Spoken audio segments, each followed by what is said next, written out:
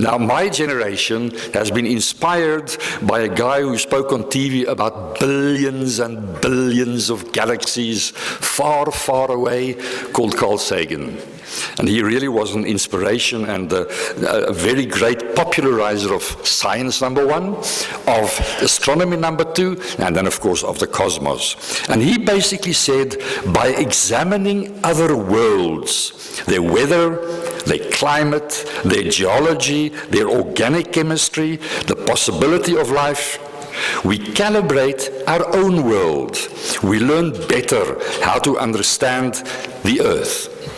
And those were wise words. That's essentially the science case. Arthur C. Clarke, who was a very famous science fiction writer, as you know, he wrote 2001: A Space Odyssey, said, the reason for going to Mars is for the science, for the challenge, and for the future. Well, and that pretty much sums up the whole case for going to Mars. Adriana Marais has a very impressive CV. She studied theoretical physics and philosophy at UCT. She was awarded a Master in Science in Quantum Cryptography at the University of KwaZulu-Natal, and a PhD in quantum biology, also at the University of KwaZulu-Natal. She was one of the 15 recipients worldwide of a 2015 L'Oreal UNESCO International Rising Talent Grant for Women in Science. Congratulations. She was awarded the 2016 Royal Society of South Africa Meyring Naudé Medal for Young Researcher. She was invited to attend the 2016 Lindau Nobel Laureate meeting as one of the most qualified young physicists in the world. Since childhood, Adriana has dreamt of living on another planet. And at this moment, she's on the list for the Mars One project. Elon Musk said just last week that in 5 years' time, his Earth launch and Mars landing rocket can fly. So the time is short. Thank you very much indeed, Adriana, for spending time with us.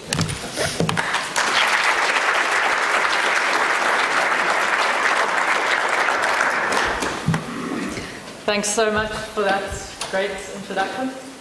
My mic on. Can you hear me? Yes. Good. I feel like after talking about dates in the 2020s and 2040s, that's a good trajectory to the next topic, which is space travel, because these are typically the dates that we're looking at. And I think I can't emphasize enough what an exciting era this one is that we are living in, because I believe, and let's say the window is rather large, it could be as close as 5 years, it could be as much as 20, but I believe within that period, we will see the first humans landing on the surface of Mars and setting up a research station and furthermore a society, the first of its kind, the first movement of a species from one planet to another that we're aware of. So I've got a large range of topics to talk to you about today, and I'd love to go into detail on all of them, but I won't have time. But I think as a focus, I'd like to focus on three biggest unknowns. What are, in my mind at least, the three biggest sort of unsolved problems that we have in science and as humanity indeed.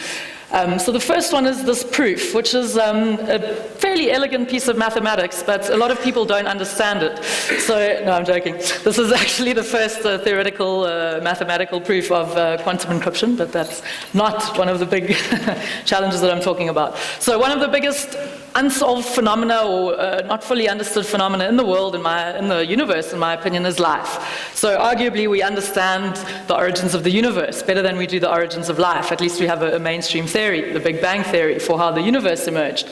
How life emerged and what exactly life is still somewhat of a mystery.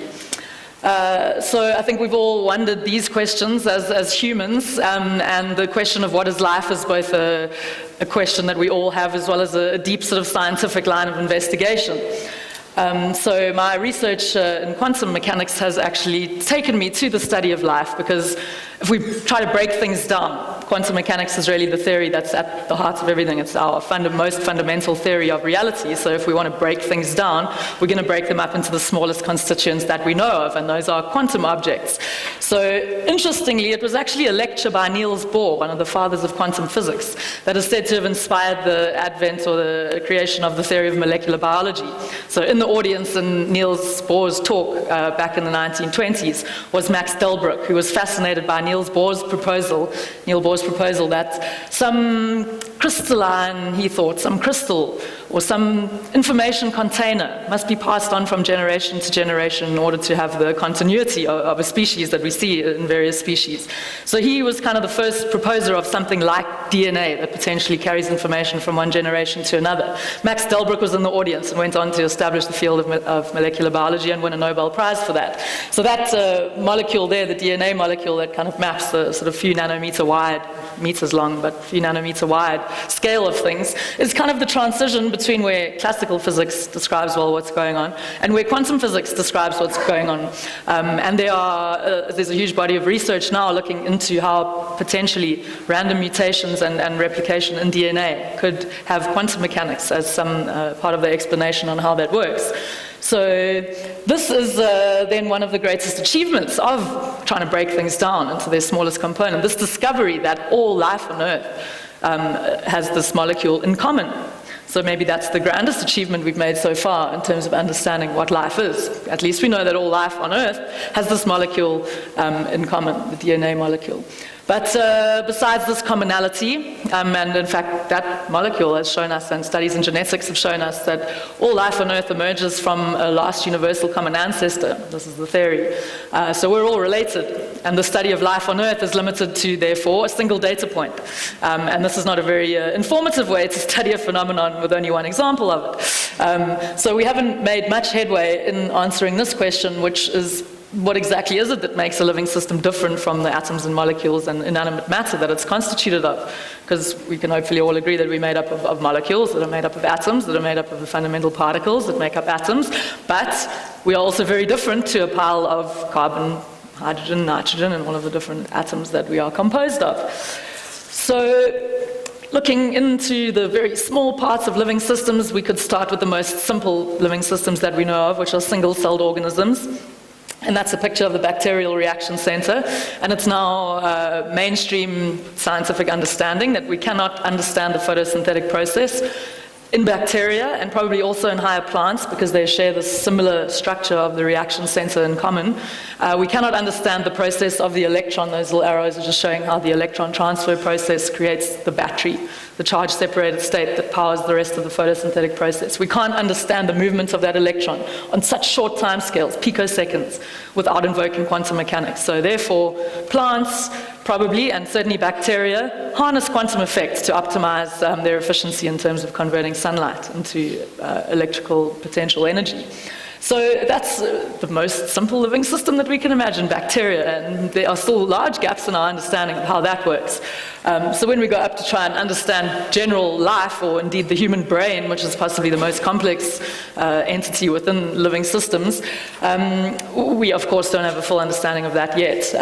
So I would have to mention some very interesting progress towards, and I put a question mark there, synthesizing life at the Craig Fenter Institute. So Craig Fenter, known for having accelerated the mapping of the human genome by 2 years because he took the project on board himself and then became the first human to have had his genome mapped, has gone on to make a minimum viable cell. So I put a question mark there because the cell itself was not synthesized. We have not yet figured out how cell wall and all of the components of a cell can spontaneously form in a kind of chemical way in the laboratory, in laboratory conditions. But they have taken an existing cell and inserted synthetic DNA into that cell. It's viable as in it lives. That's what it looks like. And the DNA that they inserted is completely synthetic. So from their understanding of what different portions of the genetic code do, they put those in and made this what they call minimum viable cell with some few hundred genes in there. So you can Google more on that if you're interested. That was last year.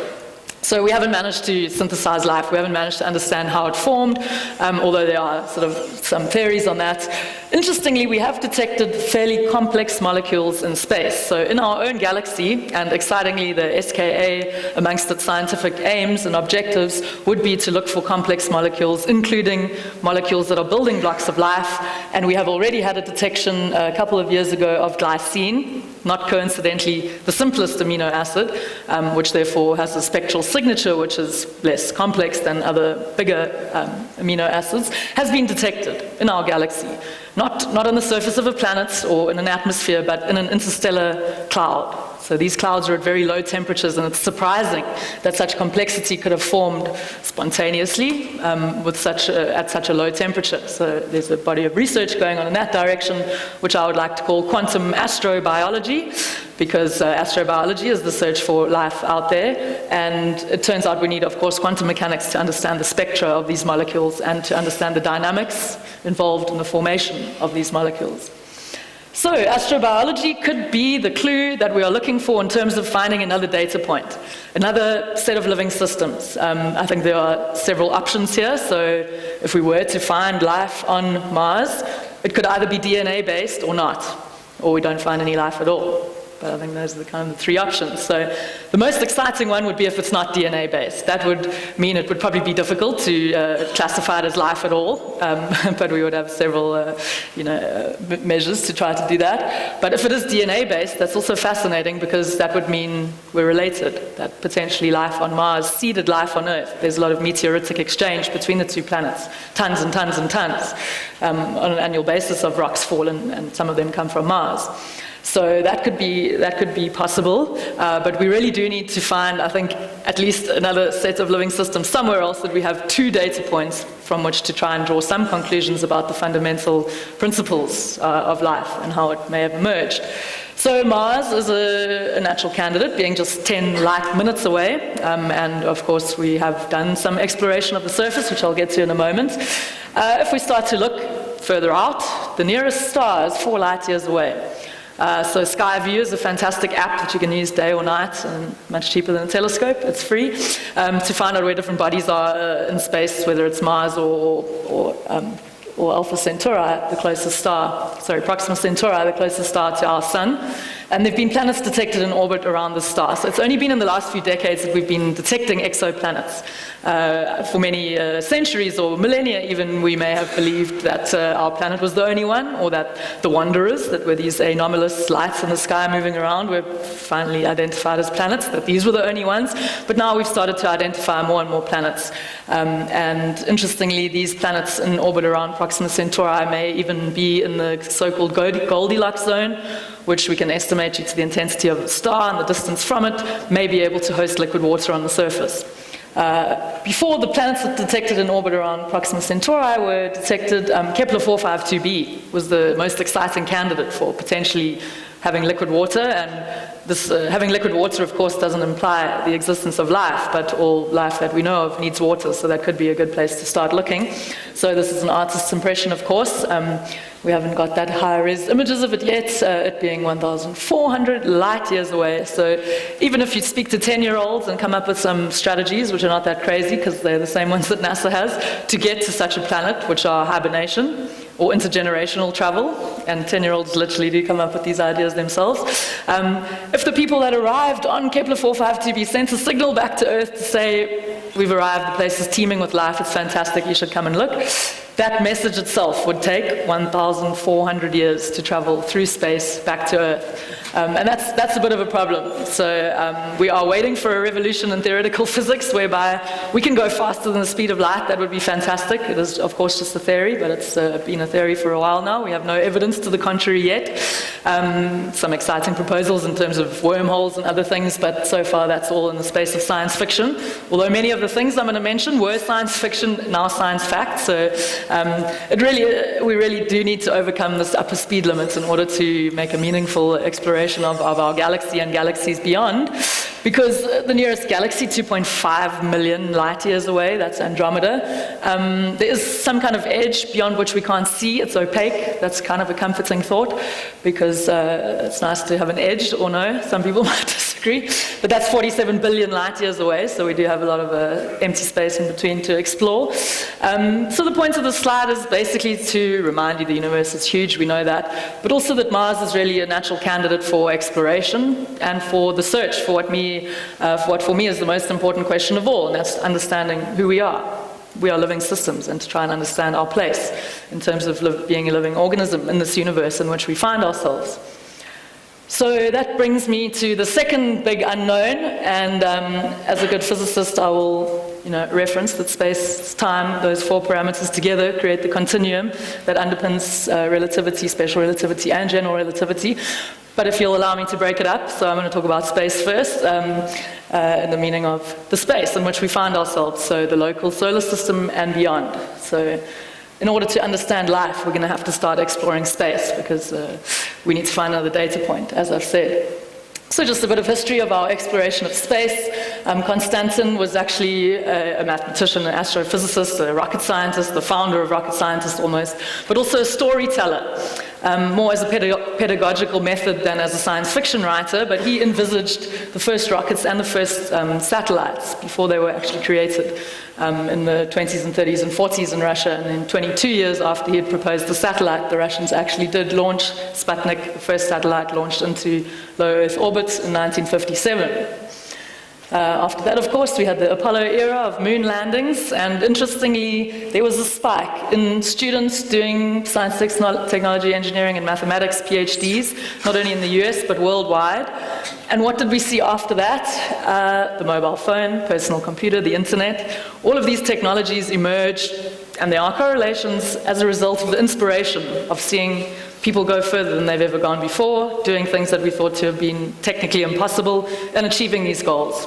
It was unfortunately war-driven, but I think it does show what potential we can reach when we put our minds together to achieve goals that have never been achieved before.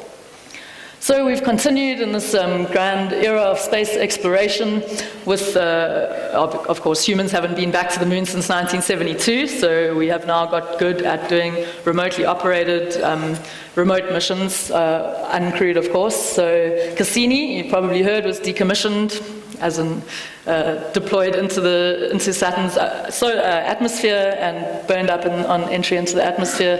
And that was since 1997. So someone wrote a great tweet on this, that we watched the launch of Cassini on television, we followed the progress on our computers, and we watched the end on our mobile phones.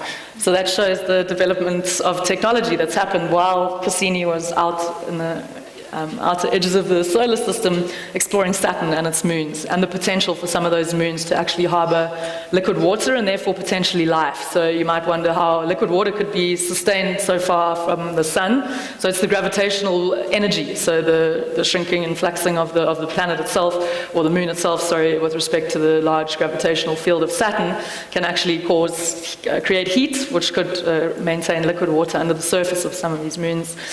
So exciting stuff, which you can see a lot of detail on now, since it just ended a few weeks ago.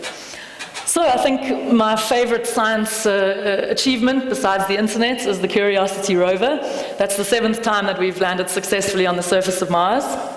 And the Curiosity rover has a laboratory on board, the ChemCam, possibly one of its coolest instruments, which is a laser which fires into a rock to disintegrate the surface of that rock, and then apply spectroscopy to understand the composition of that rock, as well as using imaging of the parent body to get quite an accurate analysis of what that rock contains. It analyzes the composition of the atmosphere, the sand, as I've said, the pressure, the radiation, temperature, all of the kind of characteristics that we'd need to know about in detail if we were going to send humans and all the technology that they need to survive to this planet 200 million kilometers from Earth. So indeed, the Mars One project is not the only one to have announced plans to send crews to Mars, and if you were following the International Astronautical Congress in Adelaide, which we had mentioned, you would have heard Elon Musk's latest update, which is that they would not be sending a cargo mission in 2018, but rather in I think it was 3 years' time, but I heard 5. Double check that YouTube video, that's just out now. So that would be the SpaceX cargo mission. They would then become the first private company to land a cargo mission on the surface of Mars. So far, NASA has been the only entity to achieve that. ESA has failed a few times. Then we would be on track for, let's say, pre-2030. I mean, these dates always have to be taken with a pinch of salt. A pre-2030 crewed landing is then not impossible. So Elon Musk and SpaceX are not training or selecting any crew as of yet, and have no plans to, according to certain statements made. So Mars One is then well positioned as the only entity on Earth that's selecting and training crew, and I'll talk more about the Mars One project in a minute. NASA has announced plans to send crews to Mars, but of course operating on government cycles, which are several years. This fluctuates, and recently we've heard an update that they do no longer plan to send crews to Mars as it's too expensive. I think this is an interesting transition from what was previously government activities into the private sector, and this is a good thing. Of course, we still have the history and the knowledge and skills of NASA over the decades, being the leader with, of course, the Russian space agencies, European space agencies, Japanese, Indian space agencies. However, a collaboration between private industries and institutions, I think, will be the way that we will get to Mars this time around. And I think it will be collaboration at the end of the day. We've got Lockheed Martin planning to send humans, Boeing claiming it wants to beat SpaceX, and we have Mars One, which is summarized here in this video.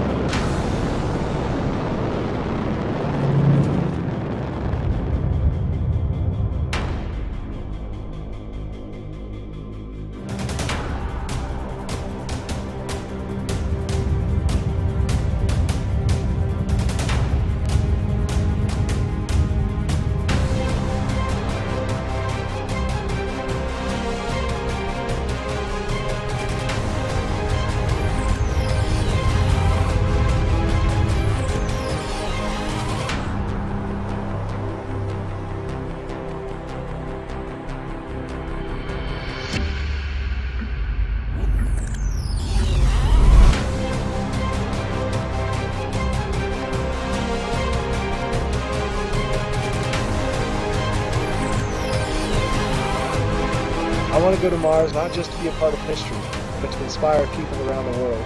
The colonization of Mars is the adventure of the century.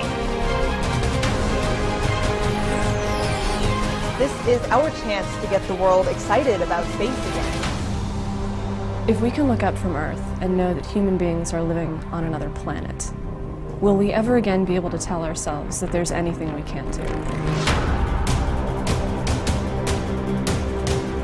I want to contribute directly to mankind's confident expansion into the solar system, which we have to do if we're going to survive in the long term. I believe it is in our nature and it is our destiny.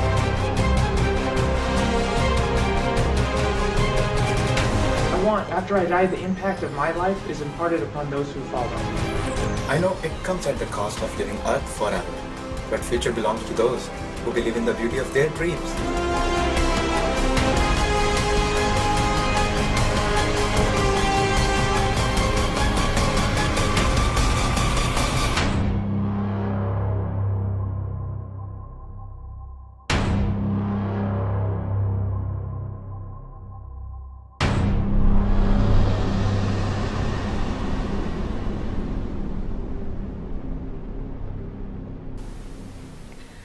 So that is actually accurate. It will be coming soon to a screen near you, because the funding model for the mission is actually that a globally watched event can generate on the order of magnitude of money required to send crew to Mars. What order of magnitude are we talking? $10 billion US. You could probably multiply that by a few factors, but in the tens of billions of dollars, let's say. And the London Olympic Games generated $8 billion US in viewership, advertising, etc., broadcasting revenue alone. So it is possible that with our 7 billion people, with all of their devices, that we can actually generate the costs required to send crews to Mars by the reality documentary series. I prefer the word documentary, but some people prefer the word reality. But we'll basically be, recording our selection process, the training, the 10 years of the technology development and the training before the departure of the first 4. So the 10 years of training, I think, is not all required. That's more for the development of the tech. So if SpaceX develops the rocket sooner than we hoped, Mars One plans to outsource all of their technology. So entities like Lockheed Martin, Boeing, Airbus, SpaceX will be contributors to the total mission. Or perhaps we could hitch a ride with the SpaceX mission to Mars, because as of yet they haven't announced any plans to select or train crew, as I've said. So let's call it around a decade, all technology outsourced, and the project funded by all of you. There are 100 of us left, 3 from South Africa. If you're interested in who these people are, you can check the videos that we uploaded on the website. I'd say the characteristic we have in common is perseverance. So we've been in the program for 5 years now. So this is really a sense of purpose that we share. We don't plan to end our lives on Earth and start a new life on Mars. We plan to continue what we've been doing here on Earth on Mars. So what kind of crazy people does that make us? Well, engineers, researchers, software developers, the kinds of people who believe that the skills that they've spent decades acquiring on Earth will be useful and necessary and beneficial to a new society on the surface of Mars. You can also invest. We're listed on the Frankfurt Stock Exchange, or you can happily watch the documentary series too. So the Curiosity rover, as I've said, one of my favorite science achievements, has given us a lot of information about what we can expect in terms of the conditions on the surface of Mars. So a day on Mars, called a sol, if you've watched The Martian, you would be familiar with that word, is just sort of 40 minutes longer than a day on Earth. So in terms of adjusting to the diurnal cycle, we are already doing studies on that with the ground control teams that are monitoring the experiments on the surface of Mars, which adhere then to this Martian day. 40 minutes longer than a day on Earth. The reason Mars is red is the iron oxide. So just like Earth, iron is a large component of the surface sand. I'll talk about extracting resources from that surface in a moment. Gravity on Mars is about a third, just more than a third of the gravity on Earth. So that means construction, moving around, these kind of activities will be easier than they would have been on Earth. Although we'll of course be wearing suits when we go outside. So all in all, the weight of the oxygen tanks and so on would probably give you a similar experience to walking on Earth as you would on Mars with the suit on. Why do you need a suit? First of all, the temperature is negative 63 on average. Let's call it negative 50 on average. It can go up to the 30s, but basically it's on average below zero. Mars has a very thin atmosphere. The pressure is less than 1% of the pressure on Earth. So that would probably be the most noticeable difference between the environments here on Earth and on Mars, is that even if there were oxygen in the atmosphere on Mars, which there's not, it's 96% carbon dioxide and argon and other gases, no oxygen. Yeah, so either the pressure, the lack of oxygen, or the cold would kill you pretty quickly, probably in a matter of seconds, unless you're wearing a suit. The distance to Mars is around 200 million kilometers on average. So the time delay of light traveling between the two, as I've said, is around 10 minutes. And it takes currently around 7 months. The Curiosity rover took a journey of 7 months to reach the surface of Mars, so we could expect that to be reduced to a few months in the coming years. That's approximately... It's March 30th, 2017, 6:08 p.m. Eastern, 10:08 p.m. UTC. You're looking at a live view of a recovered Falcon 9 rocket on the SpaceX launch pad as it awaits its second launch since landing back in April 2016. So I never get tired of showing this video, and before I talk about the tech required to take humans and sustain them on the surface of Mars, we have to look at the words of the NASA shuttle manager just months before this was achieved, that this would be impossible. This was achieved by South African-born Elon Musk. This is the second time this rocket's been launched. So to demonstrate reusability, it's not just enough to land the rocket. You have to launch that same rocket again and land it again. Then reusability has been completely demonstrated. So what you're seeing here is the separation of stage 1 from stage 2. There's the speed of stage 2, which is delivering satellites to low Earth orbits. Stage 1 is separating and returning back to Earth to land on a remotely controlled drone platform hundreds of miles out into the Atlantic Ocean. First stage on its way back to the drone ship in the Atlantic Ocean, slowing down as it heads for the atmosphere. Second stage continues to be on target. Propulsion looks good. Everything continues to be go. So SpaceX has actually launched more times this year than any other space agency, and I think this is a clear example of how the private sector is outstripping, in terms of funding and activity, government agencies at this point in time.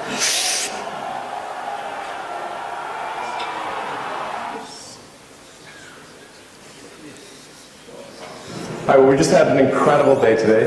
The first reflight of an orbital class booster did its mission perfectly, dropped off the second stage, came back and landed on the drone ship right in the bullseye. It's an amazing day. I think it's really a great day, not just for SpaceX, but for the space industry as a whole, and proving that something can be done that many people said was impossible. Thank you. So that was after 4 failures, SpaceX was nearly bankrupt. Sort of Tesla had to carry it through for a while there, and that shows that dedication and not giving up can be the key elements to success. And as I've said, this is now an analogy for how I think technology will develop in the next 10 years. Looking back, what kind of technology we had 10 years ago, or even at the technology that they used to launch crew to the moon. I mean, we didn't have the capability to do remotely controlled missions in those days. We had to send crew, and to see how far we've come since then. I think anything is possible. We don't need a quantum computer. We don't need a revolution in propulsion systems in order to get the crew to Mars. We just need large teams, large budgets, and a belief that we can do it. So this is the conference in Adelaide. Do watch the YouTube video if you want to hear the updates from Elon Musk. So that is the big rocket, the BFR. This will be the biggest rocket that we have ever used.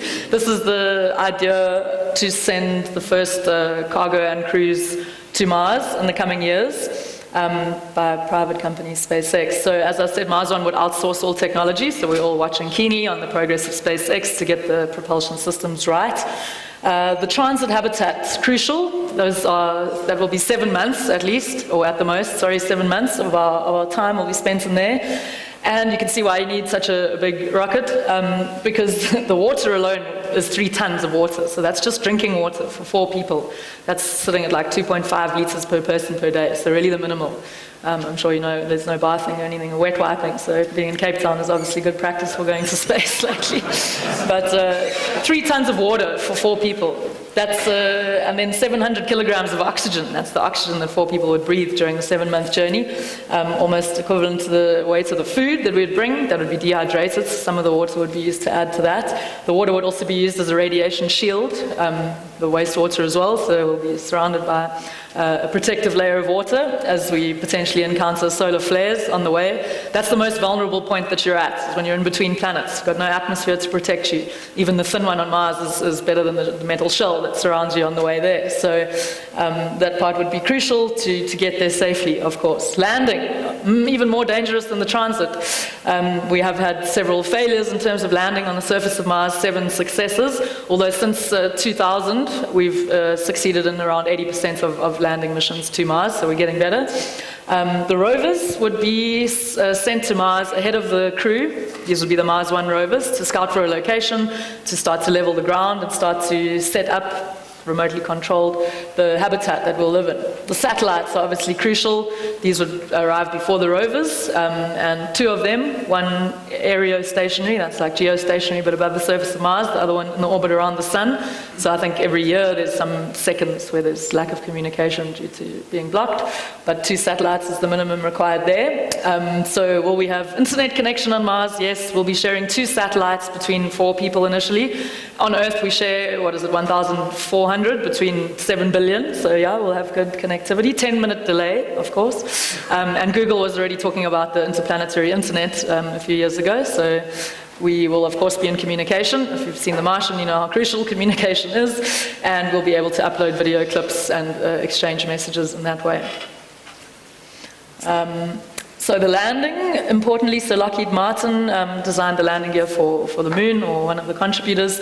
They have been under discussions with Mars One to potentially design the lander for Mars. So these are all potential relationships that I'm mentioning here now. Okay, Paragon Space has written a detailed life support study. That's a sort of 40-page PDF, which you can look for on the Mars One website if you're interested. The life support system is the habitat where we'll be living. So how we will go about recycling. First of all, the water that we drink will be extracted from the sand. There's H2O in the surface of Mars. There were once oceans on the surface of Mars, it looks as though, due to looking at the canyons and the pebbles, other features in the geology that we can only associate with liquid water having been there, coastlines as well. So some of that H2O remains, and we can extract it, melt it, condense it, and purify it and store it in tanks.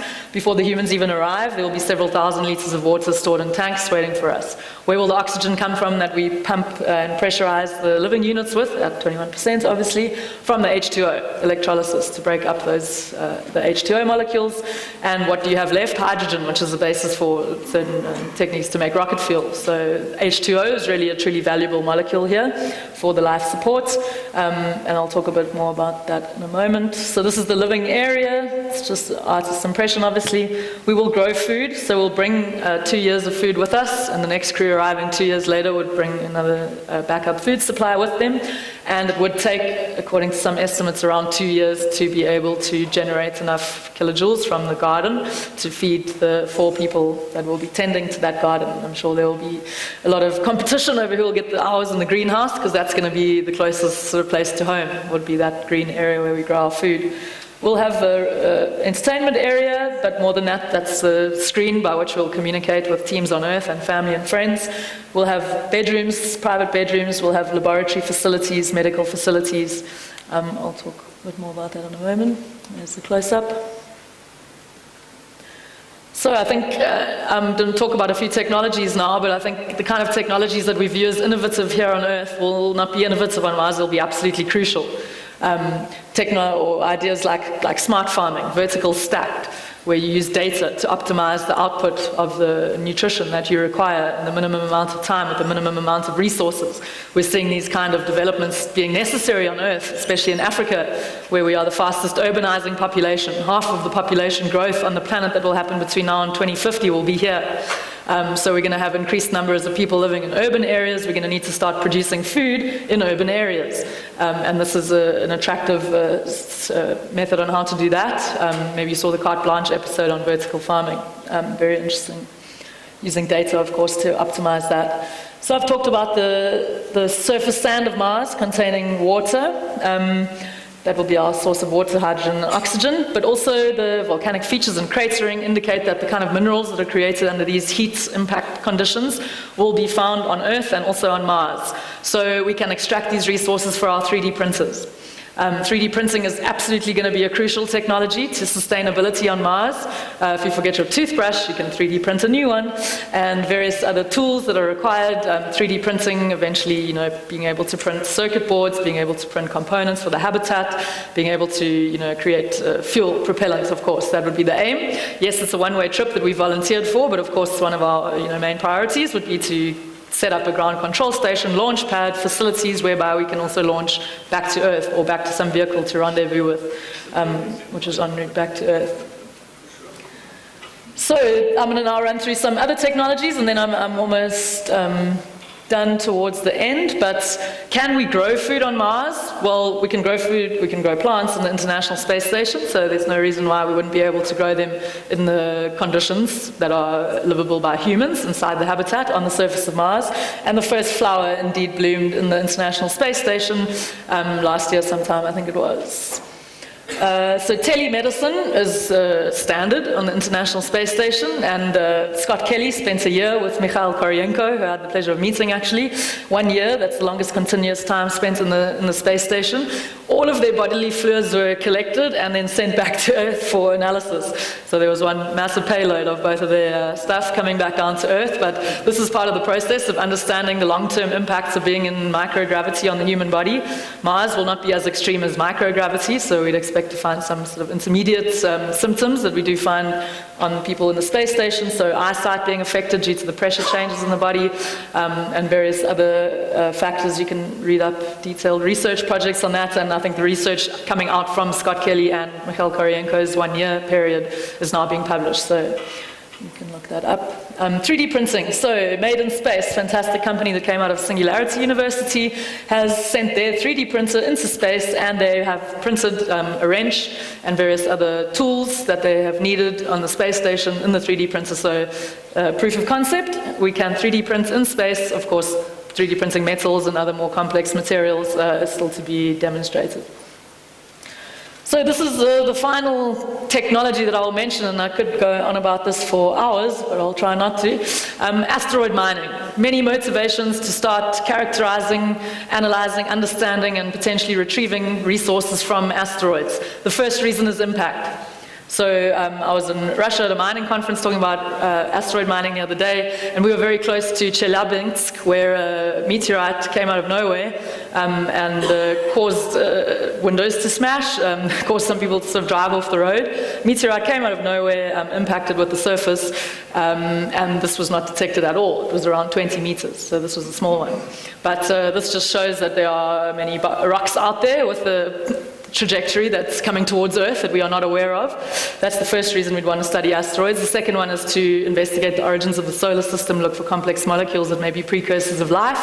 The third one is for resources in space. So the current main cost of getting to space is launch. Hence Elon Musk's wanting to reuse the rocket. That's the most expensive part. He's going to reduce launch costs by about half by reusing the rocket. But imagine if we didn't have to launch satellites from the surface of Earth into low Earth orbit. If we could just 3D print nanosatellites in space using resources from space. So these are very interesting figures that we looked at some articles. I can give you the details on those afterwards if you like. This was part of our presentation. So currently, and this was done by a terrestrial and Earth mining company, the cost for extracting metals or whatever resources you're extracting is around $542 US per ounce. I don't know how this data was acquired, but that was the number by the mining experts. So then we took an article written on the estimated costs of retrieving an asteroid into low Earth orbit. So this is just cost. This is not looking at profit or what you're extracting at all. The first time you do it will cost around $819 US per ounce. The second time you do it, it will be cheaper than extracting resources from the surface of Earth. The low-hanging fruit on the surface of Earth is gone. I mean, the Iponing mine is now 2 kilometers deep, and they're still going deeper to try and look for more metals, which are no longer found at the surface, but increasingly difficult to get to. The costs of restoring the environment subsequent to digging up the resources that we're trying to extract is another cost. Labor costs, the fluctuating price of gold, all of these are factors that mean that extracting resources from asteroids may soon be cheaper than extracting them on Earth. Again, there's no revolution in science required to implement this. And we looked at the Shepard mission. If you want to look that up, Shepard, it involves encapsulating the asteroid completely and using gas mining, so chemical reactive processes with different gases to extract, to disintegrate and then distribute and the different resources that you would extract from there, including iron, platinum, you name it, what you find on Earth is somewhere out there in an asteroid, surrounded by not bedrock or Earth crust, but vacuum. So I think that's definitely the way forward in terms of extracting resources for long-term space missions. Imagine rendezvousing with an asteroid which has a mining contraption device on it where you can refuel on water, which can be turned into fuel, where you can collect different metals that you may require to 3D print different components on the mission that you may need to. So that's the future of space exploration, I believe, is being able to extract and use resources from space in space.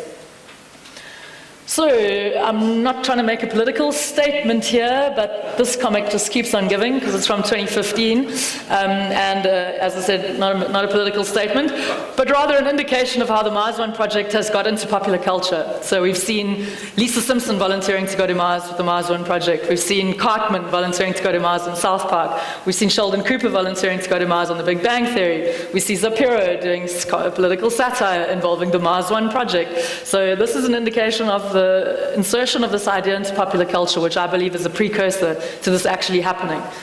You may call it a scam, a hoax, sort of 10 years ago. Now people are starting to think more about the idea that we may actually be going, and the next steps will really be contributing and getting together as scientists, engineers, researchers on Earth to actually make this happen. So you may have an idea of some people you might want to send to Mars, but the question I haven't probably answered is like, really why? And to go back to the 3 biggest unknowns, I think. So for me, understanding life, understanding who I am, who we all are, what is our legacy. 4 billion years of evolution have resulted in us in this room right now. How can we try to understand that more deeply? And I think going into space and looking for evidence of other life forms is one way that we would make a huge leap in terms of understanding our place in the universe. So space exploration for me is the kind of pinnacle of human curiosity, the human exploratory spirit, the human imagination. And I think whether or not you agree with number 2, what we all have is life and time. And I think the biggest motivation for me of actually going to Mars is that what a waste of 4 billion years it would be if we were taken out by an asteroid impact, if we were all destroyed during a nuclear war, if some unforeseen or self-created event caused everything on the surface of Earth to disappear. Life would probably re-emerge, but it would be simple, and that would mean we would have lost those 4 billion years. So at the end of the day, I think we all agree that we've been given life and we've been given time, and what you do with the space in between is your choice. Also, if we look back in history, I think humans are explorers. So my ancestors arrived in 1688 on a few-month one-way trip into the unknown. I'm sure you can see the parallels with the mission to Mars. It may be interplanetary and not intercontinental, but it takes a period of months, and it's really into the unknown. And I think this is a good motivation, as I've been saying, in terms of not wasting that precious time that it's taken us to reach this level of complexity, that explorers will always have the means and the understanding to protect themselves against unforeseen circumstances in a way that organisms that stay in their comfort zone never will. And that's what humans do. We've covered the surface of this planet, and I don't think that's the end of our exploration days. So thanks for 6 Degrees Fulton for the presentation, and thanks so much for your time, and I'm very happy to answer questions if you have any.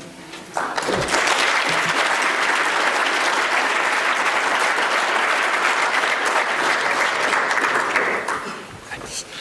Ladies and gentlemen, any questions please for Adriana? Suja. So on the journey there for the 4 crew, there were numbers there for food and water. Does that include the possibility of having to come back to Earth because something went wrong? No. Really? So the Mars One project wants to get there first. Therefore, they would like to do the minimum economic and technical infrastructure model.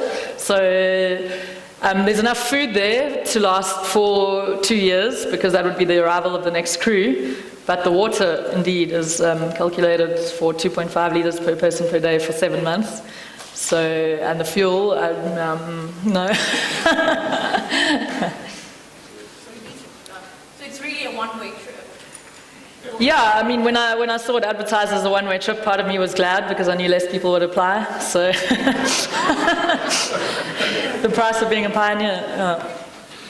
Hi there, Nick Clutie-Hopkins. My question to you stems from the book Lord of the Flies, and I think about a group of 4 people in a very confined space, and I'm not saying it's not enticing, but at the same point, what's the psychology behind it, and how much are you guys having to look into your inner beings? I mean, it must be incredible.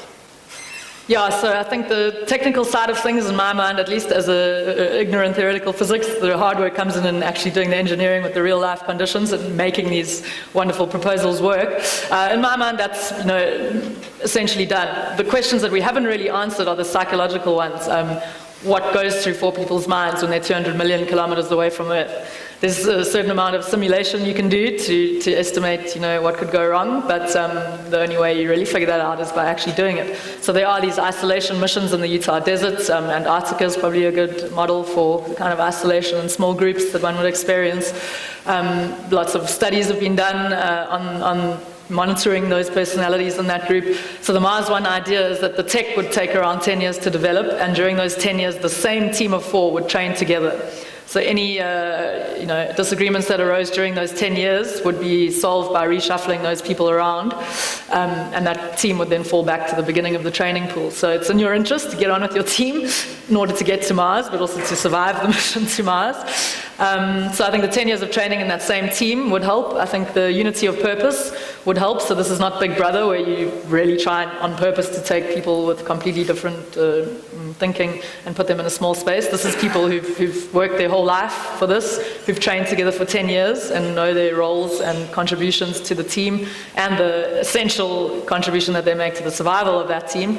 So with those dynamics, I think it will be a stronger team than you might imagine. But of course, I guess that's where the interesting part of the documentary series comes in, is you guys being able to watch that process. Hi, thank you for a fascinating talk.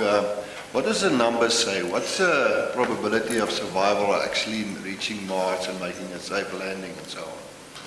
Well, so landings, if you look at the total landings, I think it's like 14 or 15 failures, so you're looking at 50-50, because we've successfully landed 7 times. But if you look since 2000, as I said, 80% of our cargo missions have landed successfully. So sometimes we don't know why the landing has failed. It could be that the communication system has failed, but that the landing was successful. So once we have crew on board, some of these errors could potentially be ironed out, where a near fail could become a successful landing. Yeah, who knows what the probability would be to survive. I've spoken to medical experts and said, what would the life expectancy be? It's really hard to know. We'd have factors like eating purely organic food, clean water, no germs. But then we'd also have the problem of new crew arriving, potentially with new germs. We'd have the radiation to consider. The radiation is probably the most dangerous part of the mission. Although, if you calculate the radiation exposure you'd get during the 7-month trip there, obviously the more you can minimize that, the better it is for that exposure without any atmosphere protection.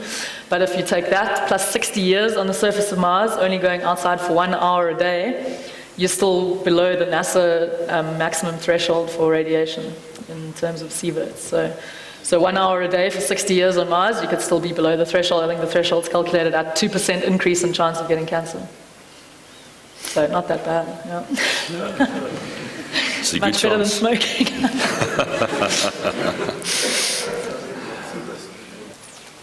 I'm interested in the laws that you would be taking with you, and the obvious example is euthanasia.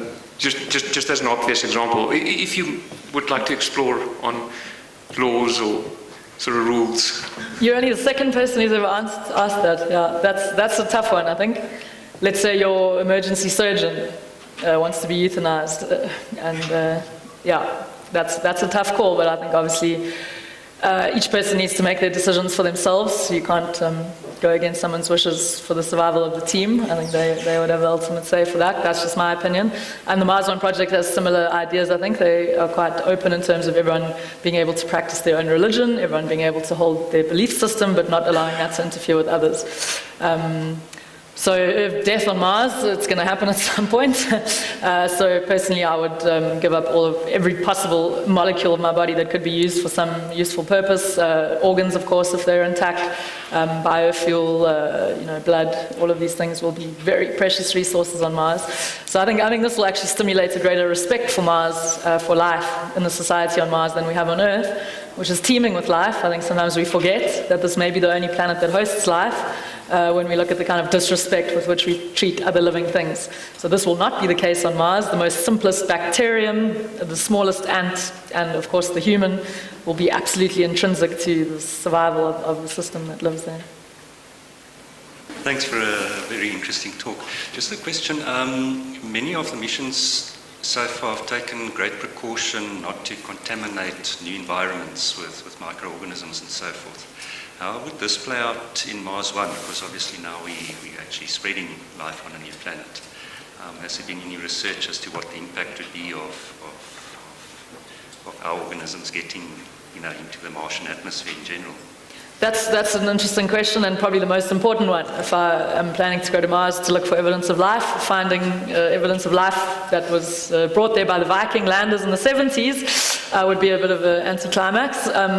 This is a problem, and not one that's fully solved. So I have sat in on the planetary protection discussions with various space agencies and so on at an astrobiology conference a few years ago, and I was really impressed by the sole goal of that discussion being to protect scientific investigation. So indeed, forward contamination and not backward contamination was the main point of discussion there. The unfortunate thing is that the Viking missions were not sterilized according to the standards that we have today. So we probably have already contaminated the surface of Mars, so we can't do anything about that now. Hopefully this genetic analysis of the potential organisms that we find would be able to let us distinguish between which ones had come from Earth and which ones hadn't, or at least on what time frame, and whether it was in the 70s or some few billion years ago when a meteorite landed there. But yeah, we would not be living in areas where this liquid water has been seen to be seeping up. So 2015 Nature articles are that brine water is periodically, seasonally emerging on the surface of Mars, creating these kind of black marks. So we would not be living anywhere near there. We'd be living somewhere in between the North Pole and the equator, around 45 degrees, because there's more H2O near the pole, frozen there, but it's warmer near the equator, and in an area which has not had anything interesting in terms of potential search for life, so this is very vague, but people are discussing these things at length. Mr. Ritchie, sir. Is procreation envisaged on Mars? And if so, will the first child be a Martian? Yeah, so there are some candidates thinking about that, so I think that's not really on my agenda. I'll be looking for life and not trying to make it, but I think, I don't think people go to Antarctica to start a family, really, so I think if you wanted to go to Mars and start a family, yeah, you would raise eyebrows in the same way as if you wanted to do that on Antarctica, but it's possible, why not? If we wanted a self-sustaining society on Mars, of course, that would be the future goal. But I think then we can look to genetics and the distribution or genetic diversity required to have a viable, healthy population is in the hundreds, depending on where you look. So I think once we have a population of a few hundred, we could start to think about that. But I think unlike on Earth, where it's a human right to reproduce, on Mars it will most certainly not be. It will be a decision made by the whole community, because that is a very serious introduction into that environment, a new life. You would need to have an education system in place, guaranteed resources for that person, and the best possible living standards available for them. And I think as adults, you might decide that the living standards are not what you would like to introduce a child into. And I think that'll be a very interesting discussion, but certainly one that would require a lot of depth. Of course, it's cheaper to bring, PhD engineers from Earth than it would be to raise them on Mars. How will they handle old age? Gracefully in the low gravity, hopefully. But once you cannot contribute in such a situation, everybody needs to contribute 100%. It's almost like the survival programs.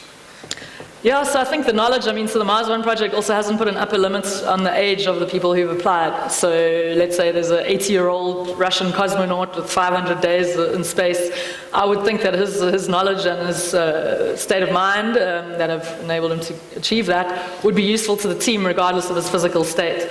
So of course if people start to lose the plot mentally, then that's another issue, but I think physical degradation is less severe in a low gravitational field. So if they were staying inside the habitat, movement would be easier than it would be as a 80, 90-year-old person on Earth, if we're that lucky to get that far. But I think the knowledge of that person would be invaluable, and they would still be a very crucial part of the team regardless of their physical capacity. But at some stage will you say, okay, this is now, we cannot sustain you anymore. Now you become fertilizer for the greenhouse. I'm not sure about that. We'll cross that bridge when we get Just like on Earth. You mentioned 3D printing in space. And you mentioned printing of PC boards and so forth, components that is needed in space. Does these 3D printers already exist to the point that you can actually print substrates for electronic PC boards, monolithic ICs and so forth? Or is it still on the evolution path? So I think circuit boards and so on, I think you can print. I don't think it's cost effective compared to the, I'm sure the experts who know more than me on this, but I think it's not cost effective on Earth to do it by 3D printing yet, but it is possible. 3D printing processes and so on, I don't think that's been achieved yet, if anyone knows any different. But I think we're making leaps and bounds in that direction. So what they 3D printed in the space station there was really a plastic, hard, strong plastic, not very good engineering terminology, but that could be used as a wrench. So a very basic first attempt, but I think the progress we're making in 3D printing is going to be exponential, as with many others, so in 10 years, we can wait and see. The other one, you mentioned that the radiation is not that bad because of the atmosphere, but Mars hasn't got any magnetic field. How does that affect you? Yeah, so this is maybe not mainstream theory, but after my reading, this is kind of the theory that I'm settling on. So Mars did once have a global magnetic field. How do we know that? From the ferromagnetic patterns and rocks that we find globally around the planet. So it currently does not have a global magnetic field. There are parts of a field that are still active in certain areas. So what happened that caused the magnetic field to fail? There's a theory then that it was a large impact. The asteroid belt sits between Mars and Jupiter, the highest density of asteroids. So it's possible that there was a big body, a planet, some say. And I hope I'm not going too far into the Agent Aliens YouTube videos I've been watching here. But this could be the case, that there was a body that impacted with Mars, shed that debris, which became the asteroid belt, and and disrupted the dynamo that would sustain the magnetic field on Mars. After the cessation of the magnetic field, the atmosphere begins to be stripped away with ionized particles coming from the sun, and this accelerates, and you end up with a planet that was above 0 degrees and had liquid water on it, with a planet that now sits at negative 50 because the atmosphere is not thick enough to keep in any heat. So that could be one way in which things had happened. This is, of course, interesting for Earth. What kind of event could cause our magnetic field to fail? The movie Core is a perhaps not so realistic assessment of what could happen there. But yeah, these are interesting questions. I think I haven't mentioned climate change either. So Venus used to have liquid water on the surface around 1 billion or 2 billion years ago. Now it's hundreds of degrees Celsius on the surface. That's called the runaway greenhouse effect. Mars used to have liquid water on the surface. It's now negative 50. So as our next door neighbor planets pose very interesting things to study in terms of understanding and having a means to compare our climate models here on Earth to for accuracy of prediction. So I think these are questions on a planetary scale that we so far have only one data point for Earth with any detail. And this is another reason why going to live on Mars could give us useful insights into the future of Earth. Bongani. You've said you will be having crews that will be sent every 2 years that will have to go there. So one of the assumptions will probably be that within that space of 2 years, the first crew has to send back some data so that the guys that are going to go after 2 years are better prepared or something like that. So in that regard, it means the first crew will have a certain objectives in their first 2 years. Maybe you can share with that. And the other question is that, you know, in real life, things happen. So what if the second crew does not make it in 2 years, but they are delayed by a year or two? What will be the impact? Are you prepared for that? So I think The Martian has given us all an excellent example. If you haven't watched it yet, I'm sure you're going to go and watch it now. It was written as a book first, and the author published chapter by chapter and put it up for public scrutiny. All of the computer scientists and the space scientists and everyone was criticizing and commenting. So the book that emerged after all of that feedback is really quite accurate. The movie, of course, took some liberty with the Hollywood sensationalization. So that book is quite a good reference point. So I do refer to it more than once because it was written in quite some accurate detail. So what would happen if the second crew didn't arrive? I think when we see all the scenarios of how you could piggyback on other space agencies' launches to launch a cargo mission containing food, we'd be growing the food in the greenhouse with as much speed as possible, using data to optimize the growth and to get kilojoules out of there, not just potatoes, but the full range of kind of nutrients that we'd need. We may have fish, we may have worms to get protein and to also help to run that ecosystem in the greenhouse. So I think there are several ways that we wouldn't starve if the second crew didn't arrive. The data to and fro from the crew that leaves first, of course, this will be crucial. So this is obviously the first time we will have done this. Lots of unforeseen things are going to go wrong, and we'll be in constant contact. So more than just sending data, we'll have... So during the moon landing, of course, equipment was primitive. It had the processing power of a Nokia 3210. So what we'll have now is, of course, much better communication systems where we'll be uploading video clips and video tutorials probably when something goes wrong that we didn't expect, to get really teams of experts to give a detailed video on how to fix different aspects, medical issues, electronic issues, etc. So yeah, the first mission will of course be a steep learning curve, but generates a lot of knowledge even if it doesn't succeed for the crew that leaves next. I like the whole thing that there's competition and a sense of urgency because that'll keep the momentum going. But to lower risk and the unknown, wouldn't an extended phase of automated and semi-automated mission be preferable? I mean, say, I know we don't want to hear this, but postpone by 10 years and make very sure that everything is there well adequately before humans arrive. That's what my mom says. But it's a reasonable thing to say. She said, can't we send the humanoids? I was like, we don't have very good humanoids yet, but I mean, in 10 years' time, we may have comparable level astronauts to humans. But yeah, so the mission for us is to do research on the surface of Mars, and I think you can do robotics to cater for certain tasks, but to have a robot that can do all the tasks that a human would do is decades beyond our current capability, I would think.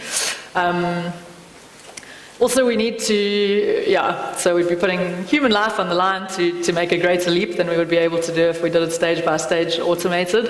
But I think the ultimate goal is, of course, to have a backup plan for life on Earth, to have a seed bank, a genetic database, a backup library of all the complexity that's emerged on Earth, as well as a group of humans there in the, disastrous case that something goes badly wrong on surface Earth. So the sooner we start to send humans there rather than remotely controlled missions, the better. A simple question. Do you have any farmers in this top 100 of yours? Certainly. So there's already a Dutch research group that's taking charge, or at least doing some research towards what kind of seeds we would grow there, looking at Martian analog sand. So far we've never brought anything back from Mars, but we've analyzed the surface sand remotely, so we can make analog Martian sand here and see which seeds grow better in it, maybe genetically modify them to grow better in that sand. These kind of studies are going on. So I think it's even more complex than just which plants grow well in the sand. It's what kind of ecosystem can you make there, and then we have permaculture or aquaponics with fish swimming to create the nitrogen necessary for the roots, and the roots suspended in water. There are all these different scenarios where you can introduce insects, worms, etc.